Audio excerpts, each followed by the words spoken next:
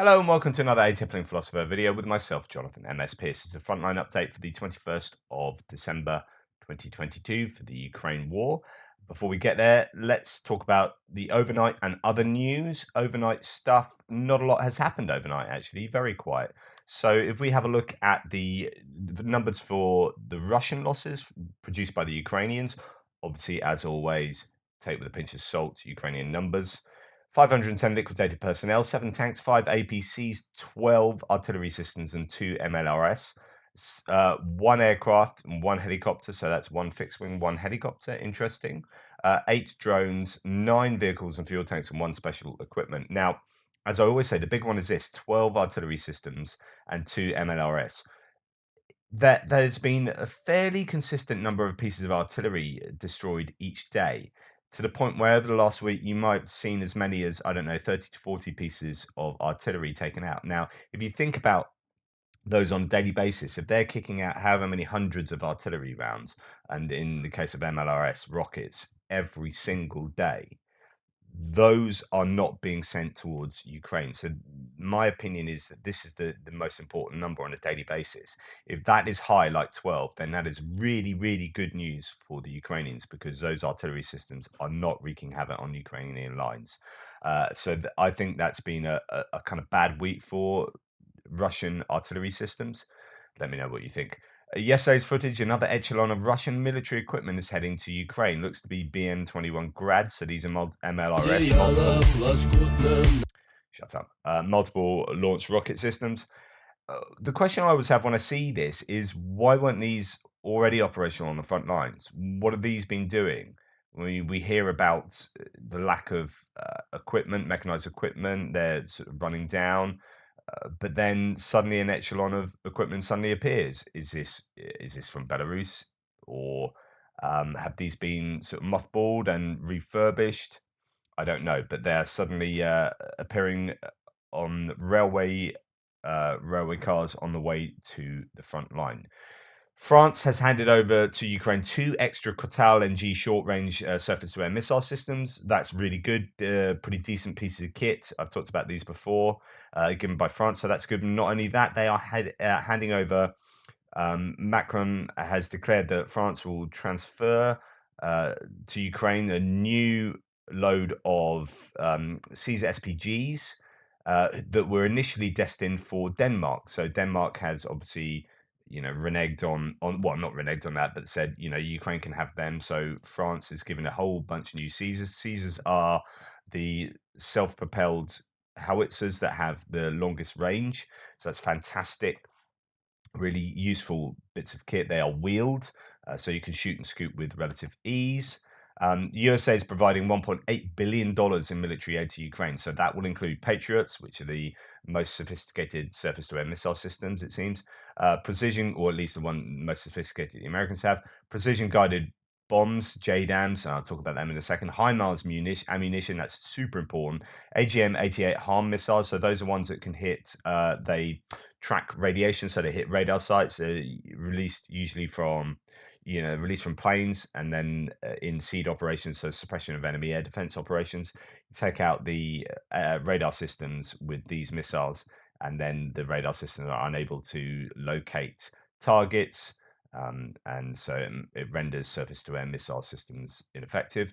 Artillery and mortar shells, trucks, training, weapons, and other assistance. So lots of training being provided by lots of nations. In fact, the UK have announced that they're going to be doing some more training of Ukrainian troops. So what are JDAMs? Joint direct attack munitions. What these are systems that turn dumb munitions into smart munitions. So the Joint Direct Attack Munition is a guidance tail kit that converts existing unguided freefall bombs into accurate adverse weather smart munitions. With the addition of a new tail section that contains an inertial navigational system and a global positioning system guidance control unit, JDAM improves the accuracy of unguided general purpose bombs in any weather condition.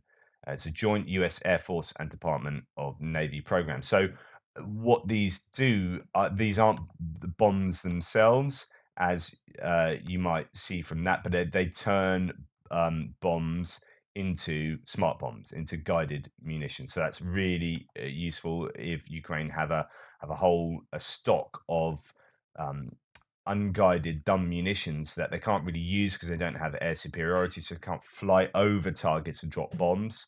So they've probably got quite a stock of those kind of munitions. Turning them into guided munitions means that they can drop them and from behind enemy lines, hopefully, and they would then be guided onto enemy targets. So not behind it, from behind your own lines. Sorry. What else after the introduction of G7 sanctions? And this is not the oil cap as far as I understand it. It'd be interesting to see what the impact of the oil cap has been. Oil exports from Russia fell by more than half in a week, writes Bloomberg. The total volume of deliveries from the country decreased by 1.86 million barrels per day. That's a 54% reduction in oil exports, and that's massive to 1.6 million, the agency notes. So Russia is surely must be hurting in terms of the impact of sanctions. Now, I talked about this yesterday with regard to cyber warfare, and I talked about how there's almost certainly been a brain drain, and that's will have impacted the efficacy of the Russian cyber warfare project.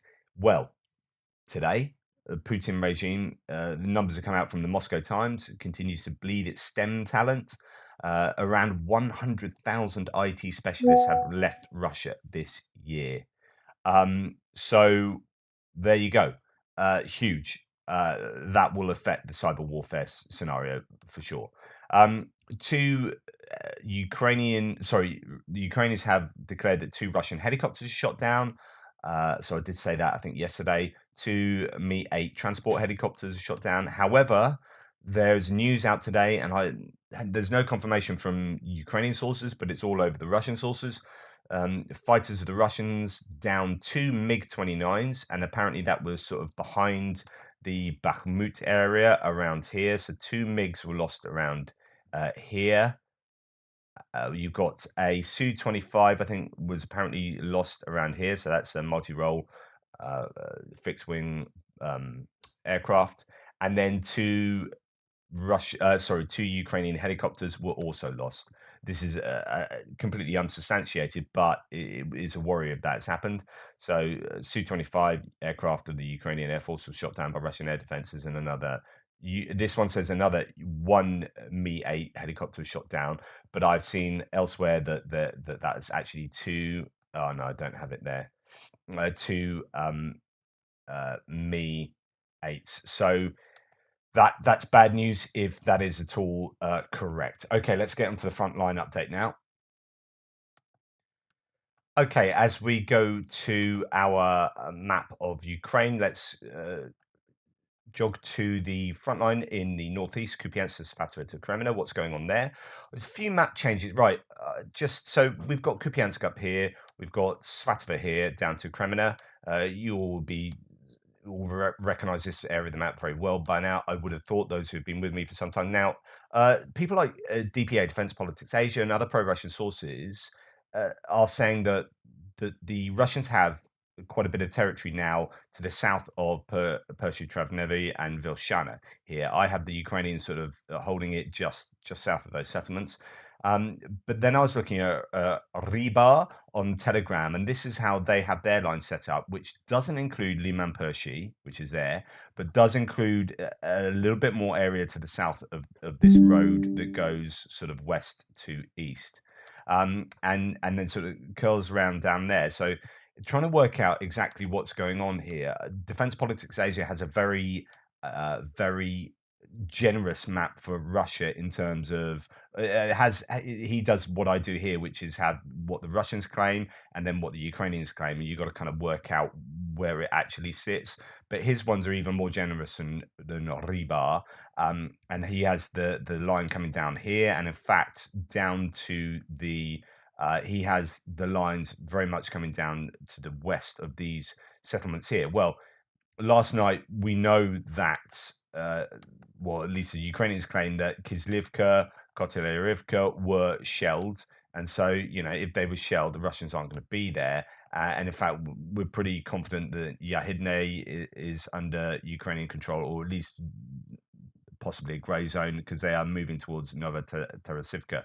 So I'm just not convinced that that kind of mapping is correct for the Russians.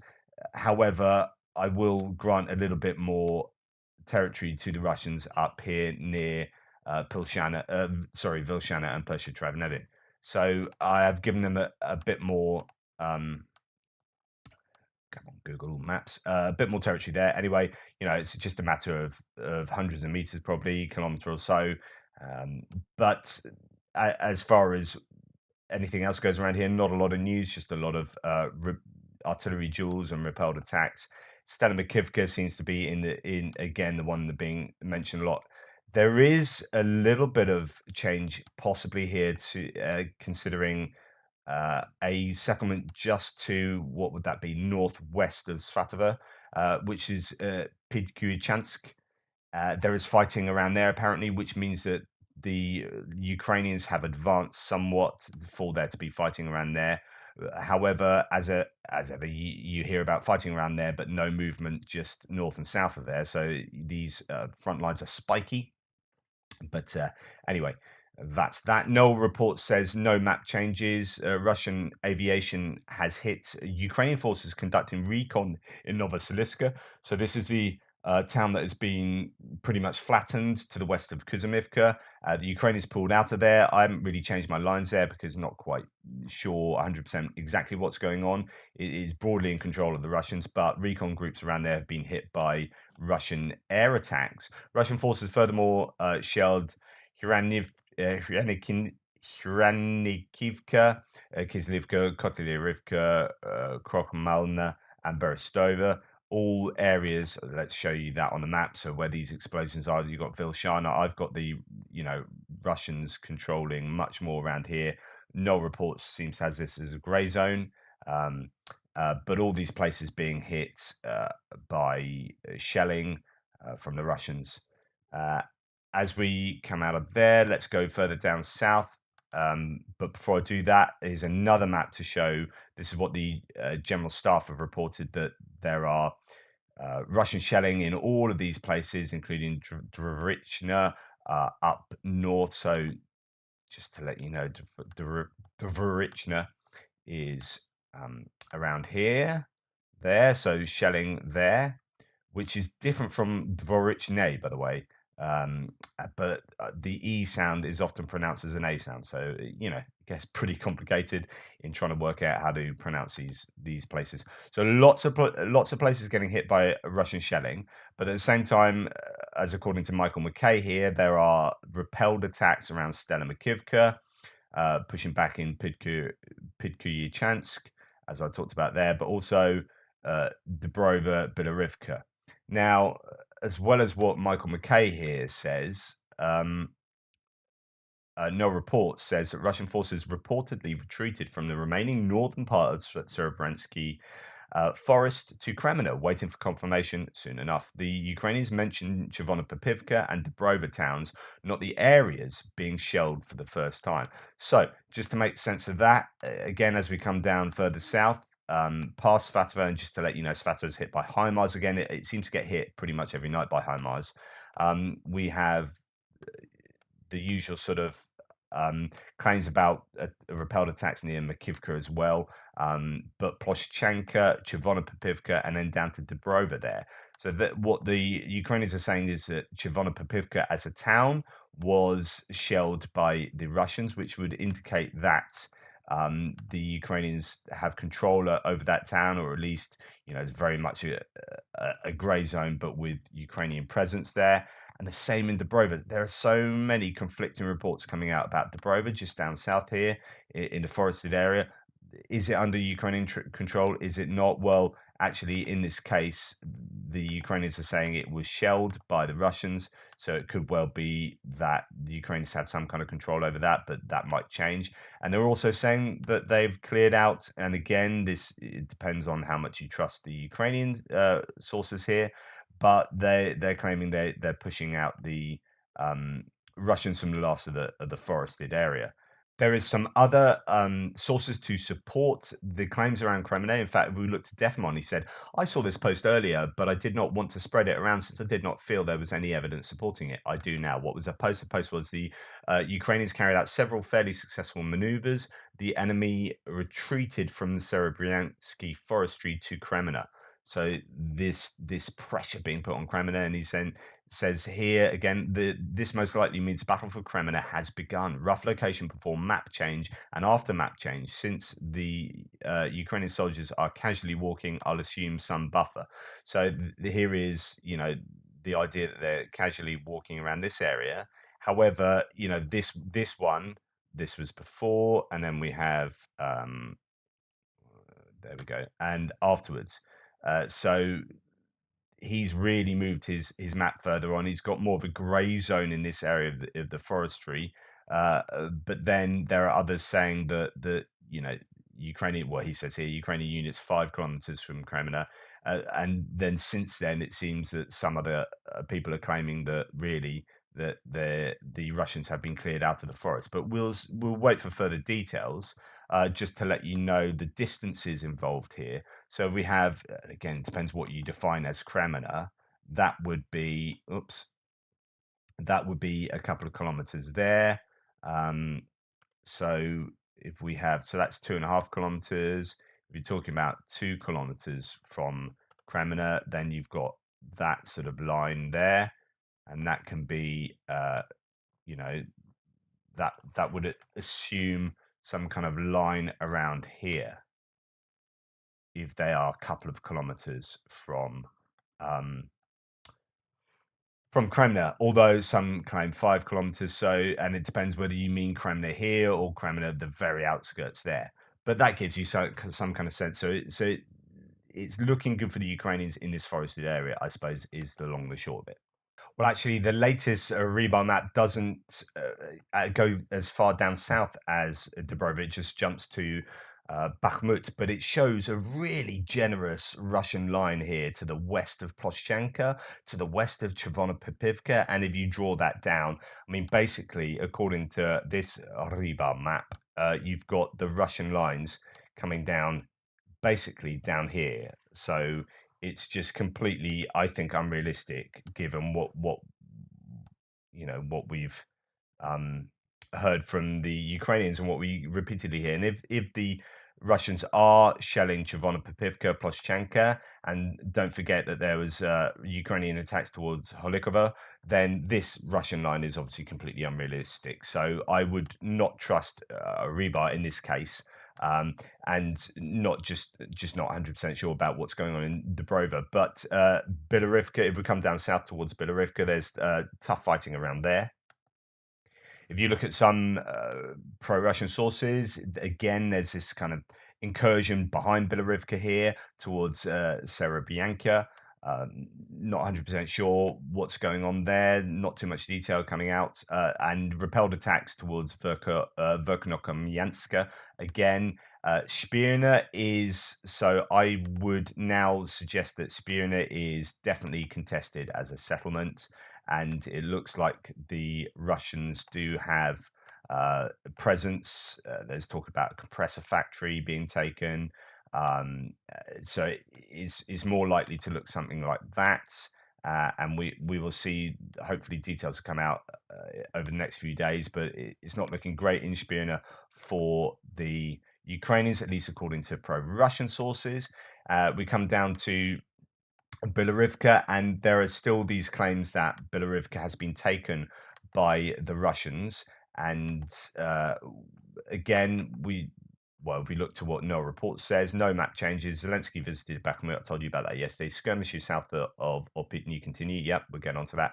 Russia shelled Bilorivka and its area, making it unlikely that they have captured it. I've changed the area to contested, but need visual confirmation.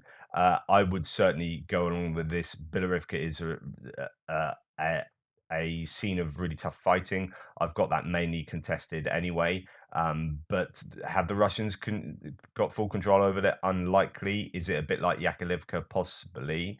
And in fact, if we look at what's going on around Yakovlivka, there are apparently, according to pro-Russian sources, let's zoom out a little bit just to give give you an understanding. So there are apparently attacks towards Vercelli and attacks towards Soledar, and possibly attacks out in this direction as well. And so, exactly as was predicted, they're using Yakovlivka as a sort of springboard for further incursions. This is certainly one of the keys to unlocking Bakhmut from the north and other areas as well. Vasily is being sort of dug in, but Solidar is going to be weak from a flank attack, and so a flank attack. So the Ukrainians really have to watch out for what's going on there. But this is where I get confused. So when I look at the rebar mapping, which is pro-Russian source on Telegram, and on Telegram they're mapping, as I've shown you a couple of screenshots already, seems to be way more generous to the Russians than anything I've seen from rebar on Twitter. But they have, on the flip side of that, yeah, they have fighting still going on the outskirts of Yakovlivka. And so when I talk about attacking all of these directions from there, as according to other pro-Russian sources, you're trying to make sense of that in terms of the fact that they're still fighting on the very outskirts of Yakovlivka. All Ukrainians' attempts to counterattack were suppressed. The enemy suffered heavy losses in manpower and armored vehicles, as according to Rebar here, and Bilorivka still being very much a grey zone there. So it's just these almost contradictory claims here. And then you come on to Bakhmut itself. And Bakhmut itself here, this is again where the rebar is being really generous to the Russians because it appears that they hold the waste sorting plant. It appears that they're controlling a bunch of the roads to the east in the eastern suburbs of Bakhmut, and then this forested area up north and the industrial area beyond. So, that map is way more generous than, say, this map produced by Warmapper that says the Ukrainian forces have pushed the Russians back out of the residential areas to the east of the city. Whereas here, they're saying at the same time, assault units are pushing through Ukrainian defense from the waste sorting plant. It's just those two, the claims from the Ukrainians and the Russians are utterly contradictory here. So the claim for the Ukrainians has for some days now been that they control the waste sorting plant here, that they've pushed the Russians out the eastern suburbs, and they've pushed them back a little bit across this open field, and they continue. And this now has that triangle there that yesterday was under Russian control. So let me just show you on my map.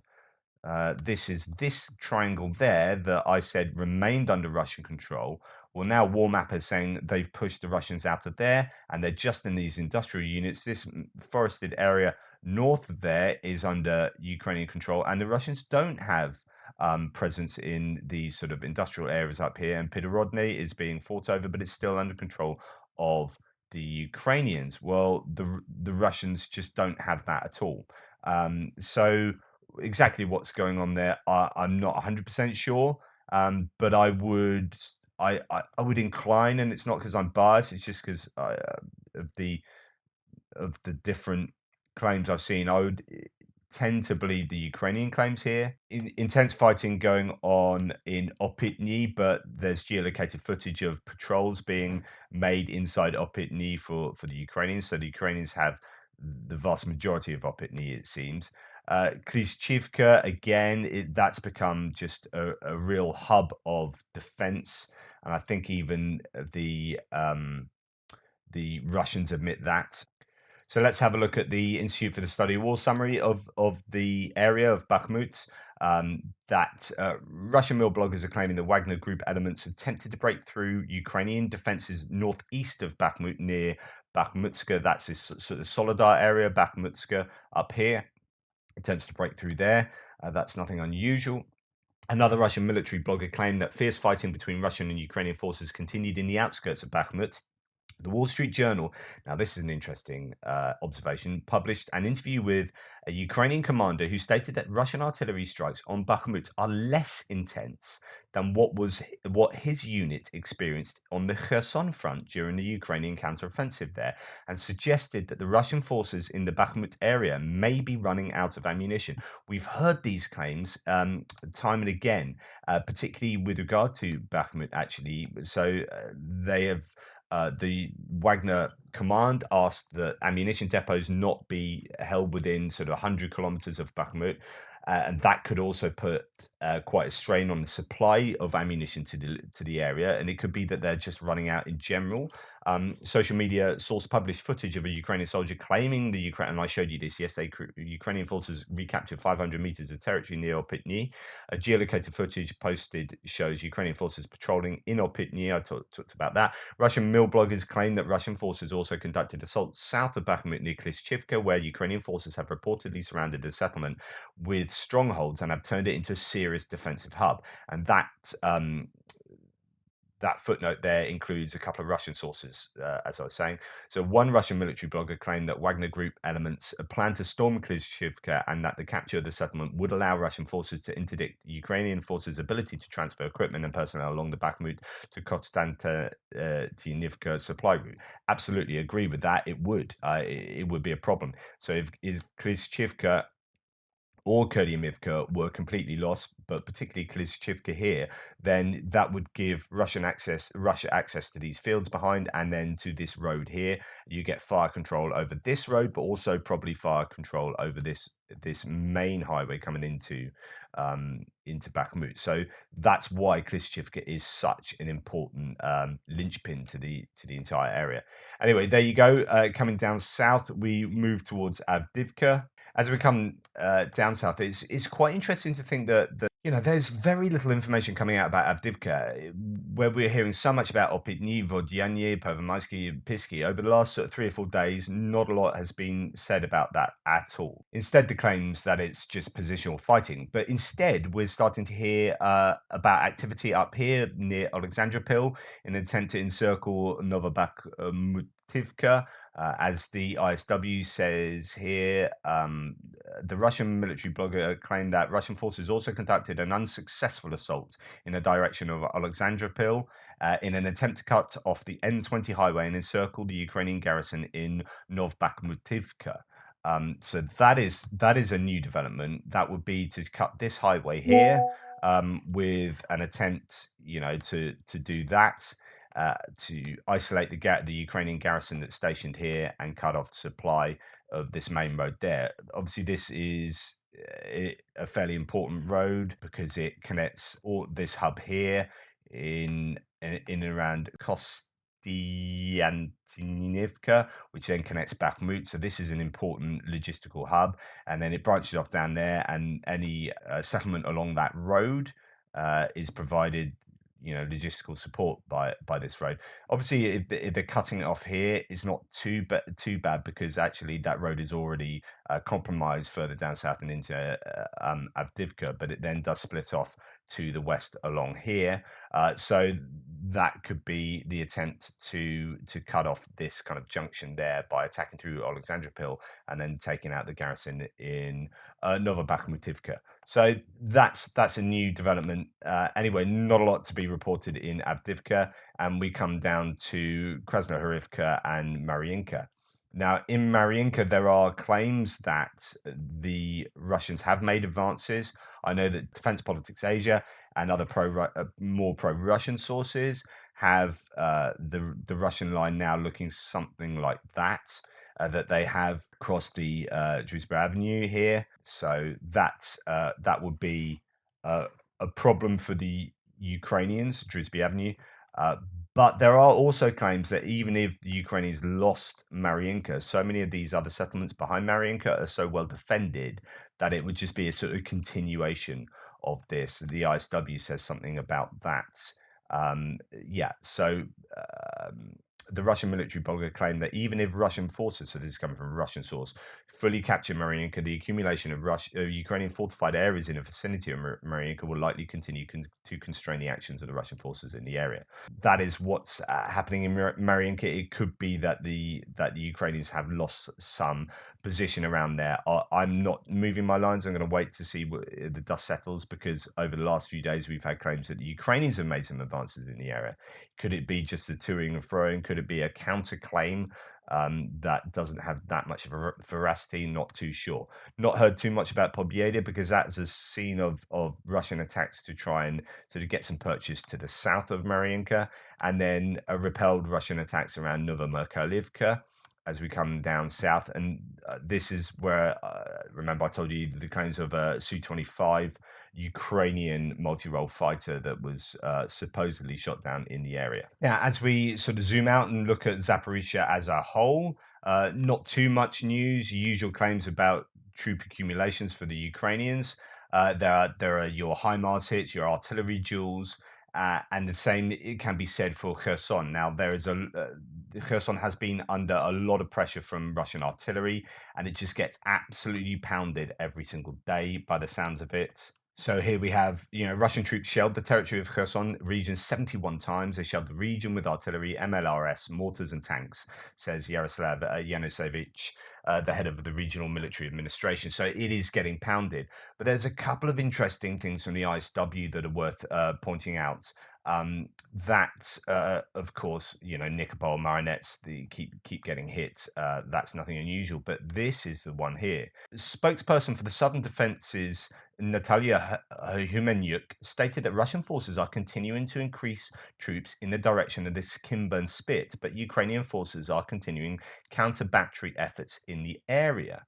So, wow. Okay. So, all these claims about what's going on here. Well, if the Russians are piling in troops to the area, that means that they are afraid that something. Well, they know that something is happening there, or they're afraid of a larger attack coming through the Kimburn Peninsula. But then they're being hemmed back by the Ukrainian counter battery fire. That's really interesting. So that's one of the things. Then we look at some of the HIMARS hits and whatnot in the area. Ukrainian forces continue to strike Russian logistics in southern Ukraine. The Ukrainian General Staff reported that Ukrainian forces struck a Russian permanent deployment point in the area of Chaplinka. Chaplinka is one of these places that just gets routinely hit. That was the sort of airport that was the new Chornobivka. There's this airport just near Kherson that just kept on getting hit time and time again, and the Russians kept their forces there. But in the withdrawal from Kherson, they moved a load of stuff to Chaplinka, but then Chaplinka keeps getting hit, so they moved them further back to sort of Jankoy and other places in northern Crimea. Anyway, Chaplinka is still getting hit. The Ukrainian General Staff also added that Ukrainian forces struck Russian manpower and equipment concentrations in Polohi, that's near Melitopol, Vasilivka, and Kreminka Dniprovska, wounding up to 130 Russian servicemen and destroying 10 pieces of equipment.